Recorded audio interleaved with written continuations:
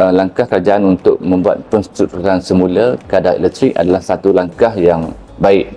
Strukturan semula ini sebenarnya tidak memberi kesan kepada rakyat Malaysia, malah memberi satu kelebihan, satu kebaikan kepada seluruh rakyat Malaysia. Tidak lama lagi 23 juta, hampir 23 juta rakyat Malaysia akan menikmati kadar elektrik yang lebih adil, di mana kalau kita menggunakan tenaga elektrik yang banyak, kita bayar dengan kadar yang kita guna. Jadi jika kita pakai sikit, kita bayar sikit.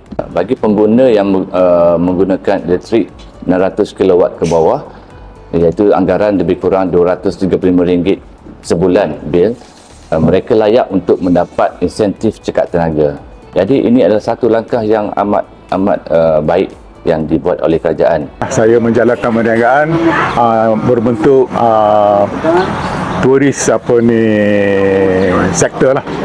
Jadi berkenaan dengan penstruktur semula tarif elektrik ni, saya berpendapat bahawa kerajaan patut memberi kemudahan kepada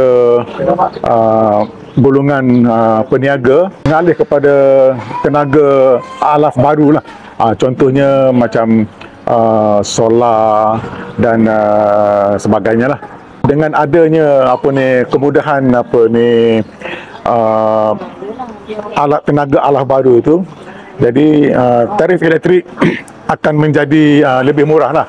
Contohnya sekiranya company saya ni menggunakan tenaga elektrik sebanyak lebih kurang contohnya lebih kurang 1,000 atau 1,500 sebulan.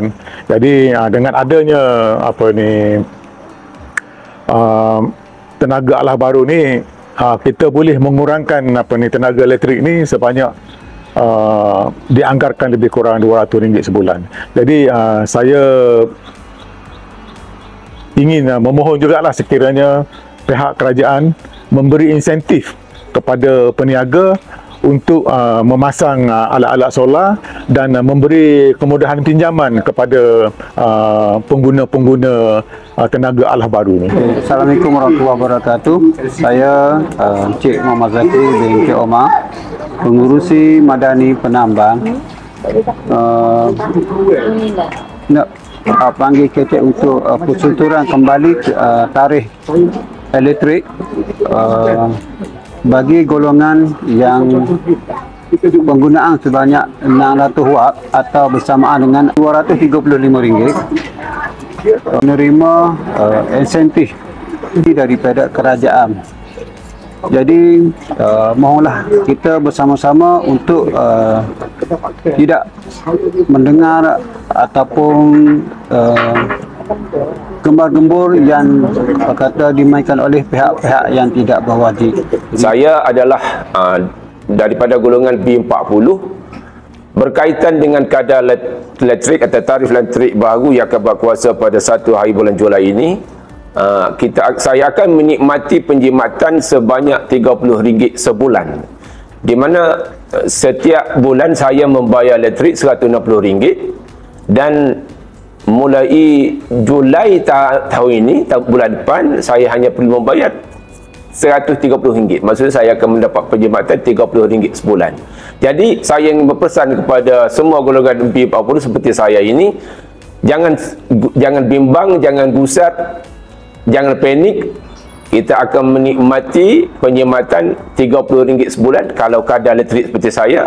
Sehubungan dengan itu, saya menyeru kepada pihak kerajaan ataupun TMB Malaysia supaya memberi tunjuk ajar kepada rakyat sekalian macam mana cara-cara untuk kita berjimat dalam menggunakan elektrik seharian. KJL telah memperkenalkan tarif elektrik bermula 1 Julai 2025, bulan lepas. Paling penting tarif ni adalah untuk orang PHS semuanya 23.6 juta pengguna domestik semenanjung ni akan dinikmati kadar yang lebih adil. Subsidi KJL kekal. Orang miskin tetap boleh 40 rebate. Jadi penjelasan ni tak ada kesan sangat lah kepada B40 ni. Ia hanyalah mengurangkan purata kos tarif elektrik sehingga 19% berbanding sebelum ni. Jadi, saranan kepada saya tu, jangan membazir lah elektrik.